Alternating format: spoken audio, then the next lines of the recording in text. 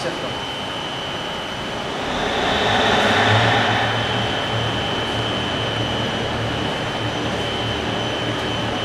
La munition. On va mettre la fiche sous contact.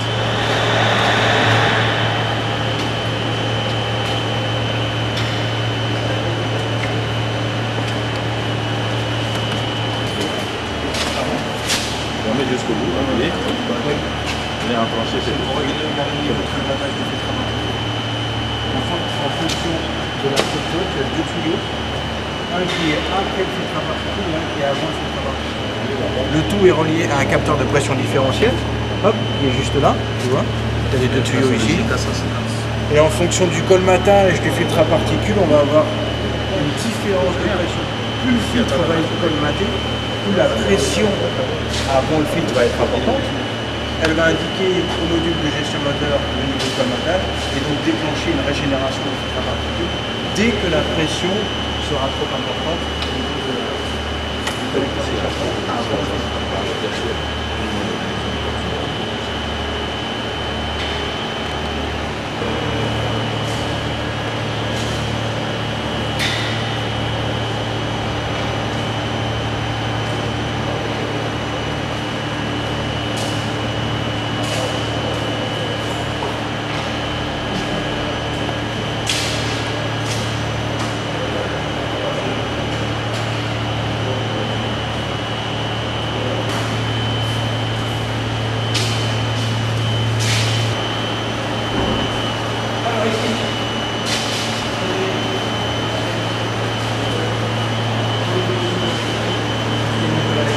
avec encore la possibilité de faire des pannes.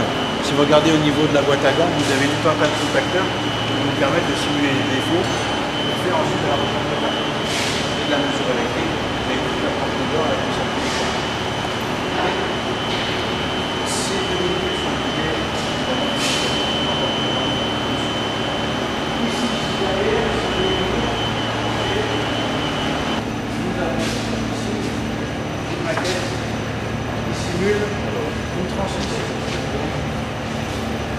qui est opérationnelle, hein, comme vous pouvez le voir.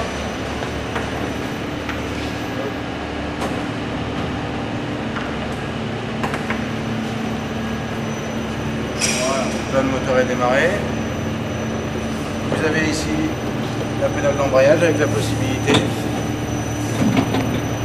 de passer tous les rapports pour observer la chaîne cinématique au niveau des arbres d'entrée et arbres de sortie ici.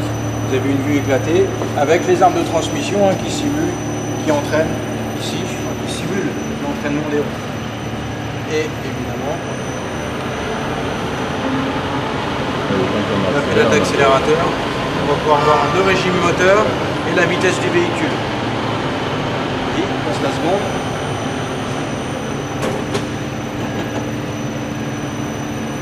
Et vous voyez à chaque fois, on peut très bien calculer en ayant la vitesse moteur et la vitesse véhicule les rapports de démultiplication de la boîte et voir au niveau des fourchettes et des baladeurs le fonctionnement de tout ce qui est synchronisation. C'est évidemment instrumenté. Vous avez les capteurs de position, capteurs de vitesse sur la boîte. Même la marche arrière fonctionne si tu veux.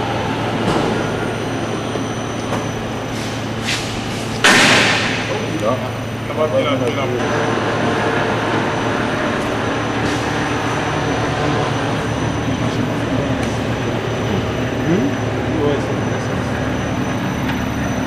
Bah, c'est pas tous les jours qu'on voit une boîte en fait découpée, hein. L'habitude on l'ouvre pour la réparer, mais bon, on voit pas le fonctionnement en dynamique. Là, l'avantage, vous voyez, c'est qu'elle tourne. Vous avez les 5 vitesses plus la marche arrière, donc on peut faire toute la chaîne cinématique, le tout sécurisé pour pas se pincer les doigts.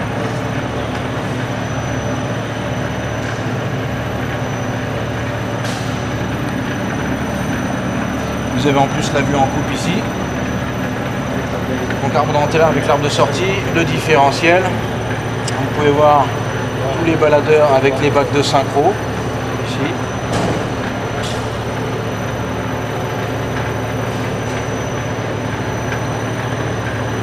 Le différentiel, l'embrayage. Et sur le côté derrière, là, vous avez même la démultiplication en fait pour chaque rapport. Vous avez une petite étiquette.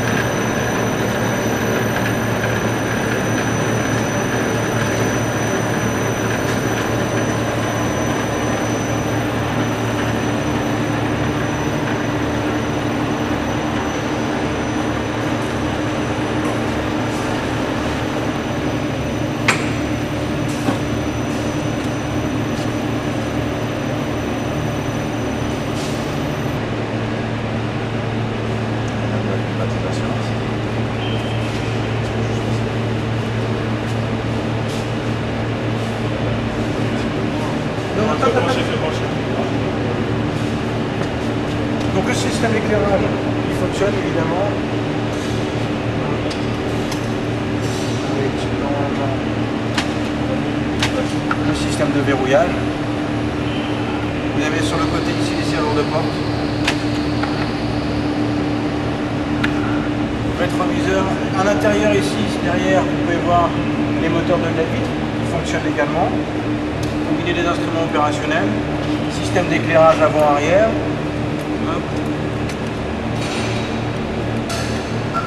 Et normalement, vous avez même le système audio qui devrait fonctionner.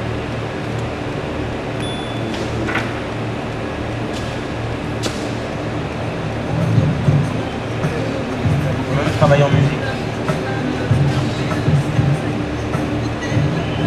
Affichage de clim. Ici, vous pouvez voir sur le côté les moteurs de lève vitre qui sont opérationnels.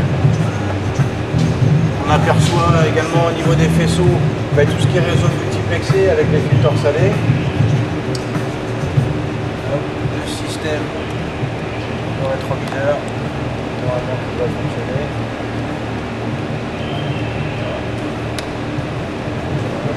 Si ça fonctionne.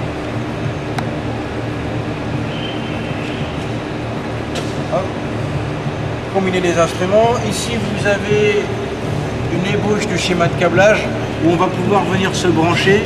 Vous voyez, vous avez de la connectique pour regarder toutes les trames des réseaux multiplexés, toutes les communications qui vont circuler entre les différents modules.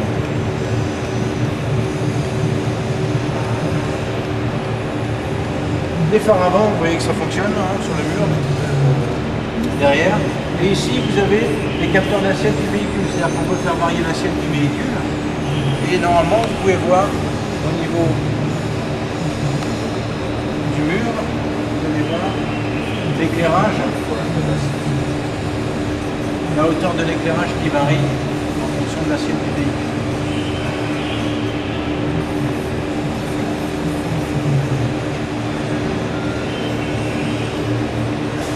Là encore, on peut se relier avec l'appareil de diagnostic pour aller interroger les modules, lire les défauts, voir les paramètres.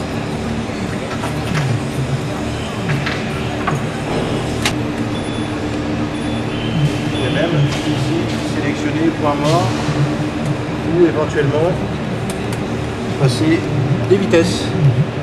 Vous avez un petit sélecteur ici qui vous permet de passer des vitesses. Tout ce qui est éclairage. Capteur de pluie, on va simuler en fait la pluie ou le manque de luminosité. Le balai d'essuyage, frein de parking, niveau de carburant, défaut airbag, défaut de plaquette.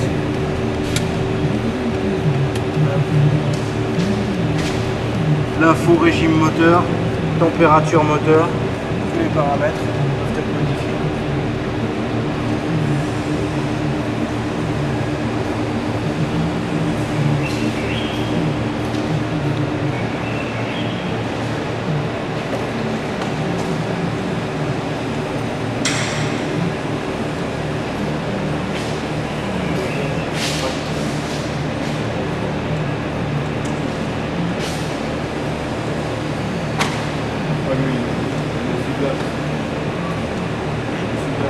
Allez, celui-là, on les a pas mis.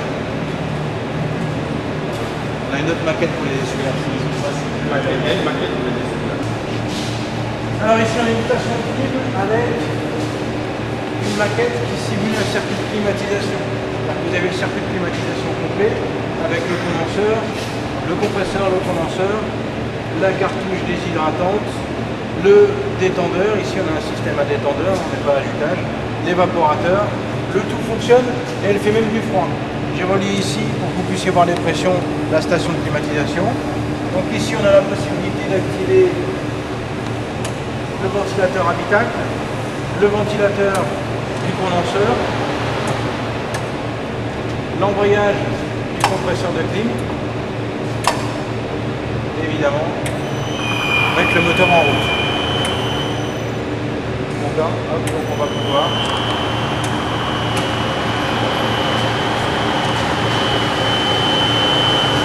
Je vais mettre la main là, vous allez voir, ça fait du froid. Vous avez même le système de récupération de l'eau de condensation. Vu que le système est entièrement opérationnel, on va pouvoir faire des mesures avec la station de clim, faire des mesures de pression, mais aussi faire des mesures de température. On a un appareil qui va nous permettre de faire du diagnostic sur le circuit de clim en relevant les pressions et les températures. Selon les températures que je vais retrouver au niveau de mon condenseur, au niveau de mon évaporateur, je vais pouvoir diagnostiquer sans intervention mon circuit de climatisation et savoir d'où vient le défaut. Est-ce que c'est mon condenseur, est-ce que c'est mon évaporateur, le détendeur, au niveau du compresseur ou de la cartouche déshydratante, simplement en branchant des petites sondes de température à l'entrée et à la sortie de chaque composant. Déjà on voit au niveau de la tuyauterie, ça fonctionne. Vous sentez les différences de température.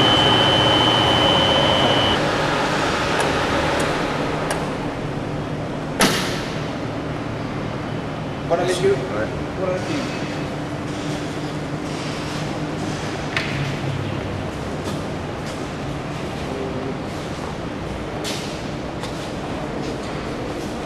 Là encore on a une maquette qui ressemble un petit peu au système ESP qu'on a vu tout à l'heure, avec des écrans qui vont nous permettre de voir les paramètres ici qui concernent la climatisation.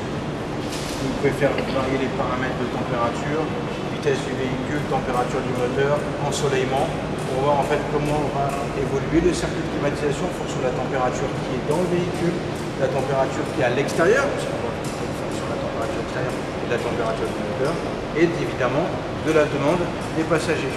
Vous avez ici tout ce qui est connexion vers les capteurs et les actionneurs du circuit de climatisation, et vous pouvez également vous connecter sur les réseaux CAN du véhicule.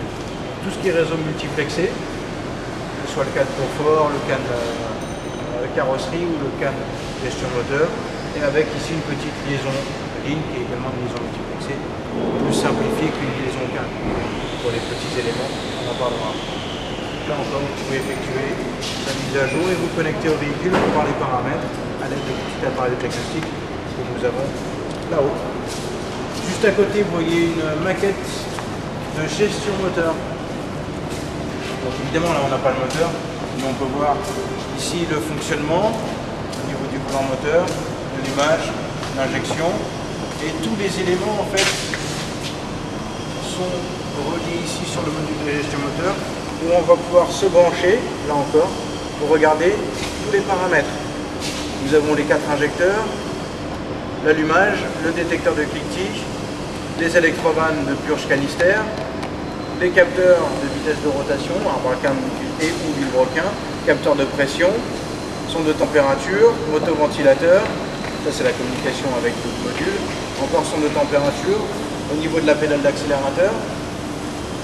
Ici nous pouvons avoir le moteur de papillon avec capteur de position, sonde lambda, le commutateur d'allumage, disons avec la batterie, et ici on doit avoir tout ce qui est relais pour l'alimentation du système, avec la possibilité ici de faire varier les paramètres de fonctionnement du moteur. D'accord ? La pression collecteur, température air, température d'eau, le temps d'injection. Ici vous pouvez remettre le contact et voir l'évolution des paramètres. Par exemple, si on fait varier la pression collecteur avec l'incidence que ça va avoir au niveau du temps d'injection. Pareil pour la température.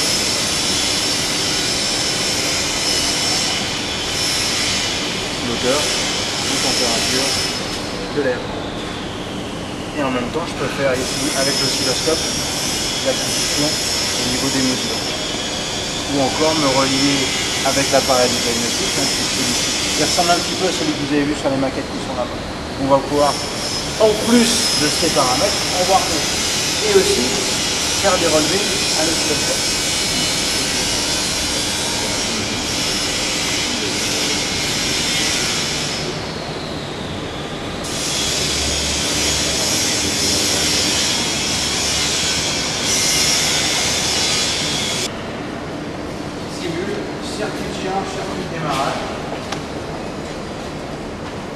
Et circuit de préchauffage.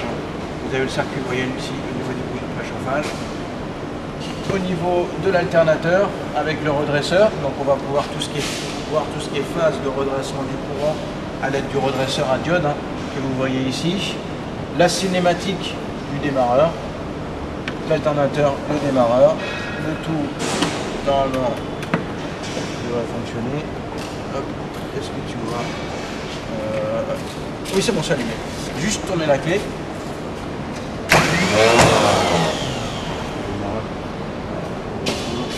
Contrôler le circuit de démarrage, le circuit de charge éventuellement, et ici commander au niveau du circuit de préchauffage. En faisant varier les paramètres au niveau de la pédale d'accélérateur pour le post-chauffage après démarrage, ou la température du moteur pour activer à la demande, selon la température, le circuit de préchauffage.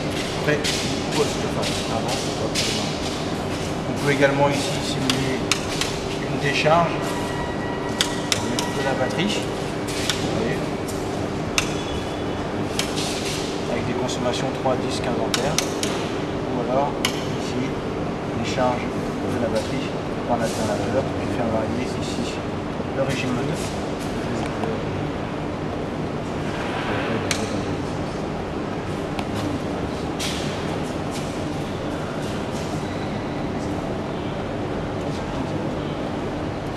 Juste là vous avez la même maquette que celle-ci. Maquette de gestion.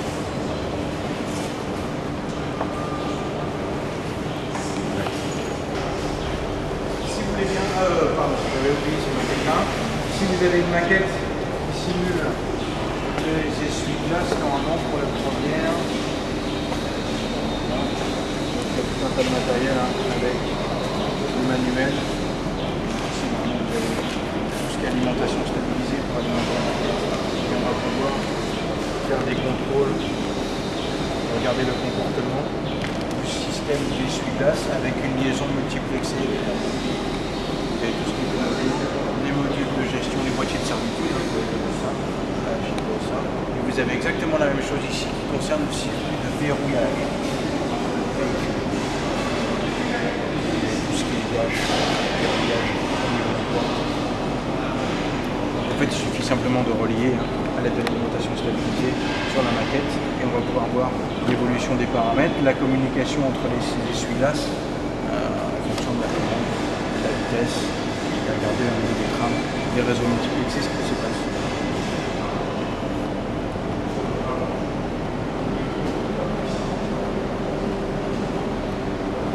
C'est transportable. Comme on l'a vu en bas, faire des mesures de paramètres sur tout un tas d'éléments. Ça peut être un système de capteur ou d'actionneur, un système d'éclairage. Donc ici vous avez à peu près la même maquette que celle qu'on a vue en bas, en simplifié, au niveau du système de verrouillage. Ici on va avoir sur les suivantes tout ce qui est acquisition au niveau des capteurs de régime et de position. On a différentes technologies de capteurs, à effet Hall ou inductif, capteur de vitesse de rotation simple ou avec capteur de position supplémentaire. Vous voyez ici au niveau des cibles avec l'instrumentation qui est ici et on va pouvoir mettre des petites alimentations, merci, faire tourner les cibles, alimenter les capteurs. Donc on a un câblage ici qu'on pourra réaliser à l'aide de la station, ici la petite alimentation.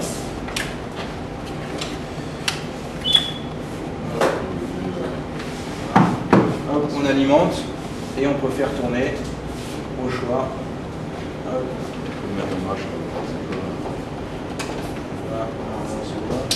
Voilà. Donc on va pouvoir faire tourner la cible en faisant varier la vitesse de rotation au niveau du potentiomètre et faire des mesures à l'oscilloscope pour voir les paramètres, capteur de régime ici et position.